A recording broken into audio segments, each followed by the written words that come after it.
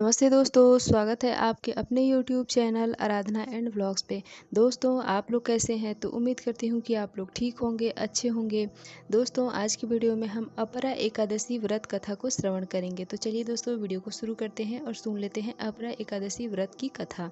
दोस्तों, जेठ माह के कृष्ण पक्ष की एकादशी को अपरा एकादशी कहते हैं। दोस्तों, इसका दूसरा नाम अचला एकादशी यानी कि इस एकादशी को अचला एकादशी भी कहा जाता है। एक बार कृष्ण और धर्मराज युधिष्ठिर में वार्तालाप हो रही थी। तभी धर्मराज श्री कृष्ण से पूछते हैं कि हे वासुदेव, ज्येष्ठ मास की कृष्ण पक्ष की एकादशी का क्या नाम है तथा इस एकादशी का क्या महत्व है, मुझे कृपया करके विस्तार से बताइए। तब श्री कृष्ण बोले कि हे धर्मराज, अपने जन कल्याण के लिए बहुत ही उपयोगी प्रश्न पूछा है। ज्येष्ठ मास के कृष्ण पक्ष की एकादशी का नाम अपरा एकादशी है। ये एकादशी विशेष है क्योंकि जो आत्मा प्रेत योनि में चली जाती है उसे मुक्ति प्रदान करने वाली ये एकादशी होती है। इसलिए प्रत्येक व्यक्ति को अपने पूर्वजों का ध्यान करते हुए इस एकादशी व्रत का पालन ज़रूर करना चाहिए। तो इसको श्री कृष्ण धर्मराज युधिष्ठिर को एक कथा के द्वारा समझाते हैं। कथा कुछ इस प्रकार है कि पुराने समय में महिध्वज नामक एक राजा राज करता था। वो बहुत ही धर्मात्मा था। उसके राज्य में प्रजा सुखपूर्वक राज करते थे। उस राजा का छोटा भाई वज्रध्वज अत्यंत क्रूर और अन्यायी था। महिध्वज के लोकप्रियता से वो बहुत चिढ़ता था और इसी द्वेष के कारण एक दिन वो ऐसा अपराध किया कि उस बारे में कोई कल्पना भी नहीं कर सकता है। एक रात वो अपने बड़े भाई यानी कि राजा के कक्ष में गया। वहाँ राजा सो रहे थे।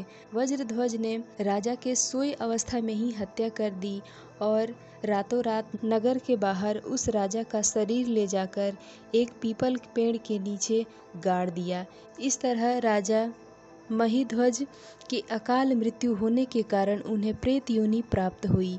वो राजा प्रेत योनि रूप में ही उसी पेड़ पे यानी कि पीपल के पेड़ पे ही रहने लगा तथा आने जाने वाले राहगीरों को परेशान करने लगा। एक बार की बात है, भगवान की कृपा से एक महान ऋषि धौम्य उसी पीपल पेड़ के पास से गुजर रहे थे। तब उन्हें प्रेत के होने का आभास हुआ। ऋषि अपने तपस्या के शक्ति से उस प्रेत को देखा और ये भी जान गए कि उसकी ये दुर्दशा किसने और कैसे की। उदार मन वाले ऋषि प्रेत बने राजा को पेड़ से उतारा और उन्हें परलोक विद्या का दान दिया। प्रेम से वशीभूत होकर ऋषि ने राजा को प्रेत योनि से मुक्त कर दिया। अपरा एकादशी का अनुष्ठान किया और एकादशी का पूरा पुण्य फल राजा को समर्पित कर दिए। इस पुण्य के दान पाते ही राजा महिध्वज को प्रेत योनि से मुक्ति मिल गई।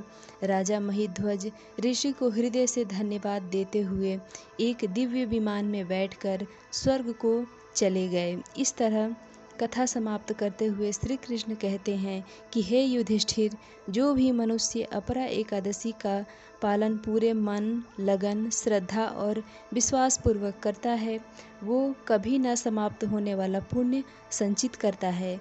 ये एकादशी ब्रह्म हत्या, भ्रूण हत्या, धन संचय के लिए शास्त्रों का अध्ययन, गुरु की निंदा आदि सभी तरह के पापों से मुक्ति दिलाता है। हमारे शास्त्रों में मनुष्य के कुछ पुण्य कर्म करने योग्य बताए गए हैं, जैसे कि कार्तिक महीने में पुष्कर में स्नान करना, काशी में महाशिवरात्रि व्रत का पालन करना, गया में पितरों के लिए पिंड दान करना, माघ में प्रयाग में स्नान करना, स्वर्ण दान करना, भूमि दान करना। वर्तमान समय में जो व्यक्ति ये सारे पुण्य कार्य नहीं कर पाते हैं, वो व्यक्ति इन सारे पुण्य कर्मों का फल सिर्फ अपरा एकादशी व्रत करके प्राप्त कर सकते हैं। तो दोस्तों, ये थी अपरा एकादशी व्रत की कथा। तो दोस्तों, कथा में आपने समझ ही लिया होगा कि इस एकादशी यानी कि अपरा एकादशी व्रत की कितनी महिमा बताई गई है। तो दोस्तों, हम अपने जीवन काल में एक बार एकादशी व्रत ज़रूर हमें करना चाहिए। तो दोस्तों, इस अपरा एकादशी व्रत की कथा आपको कैसी लगी, प्लीज़ कमेंट करके ज़रूर बताएं। वीडियो पसंद आए तो लाइक करें और इसी तरह की कथा और पूजा पाठ से संबंधित जानकारी के लिए आप हमारे चैनल को सब्सक्राइब कर बेल आइकन प्रेस कर दें, ताकि जब भी मैं वीडियो अपलोड करूं उसका नोटिफिकेशन आप तक सबसे पहले पहुंचे। तो दोस्तों मिलती हूँ इसी तरह के एक और वीडियो के साथ, तब तक के लिए बाय।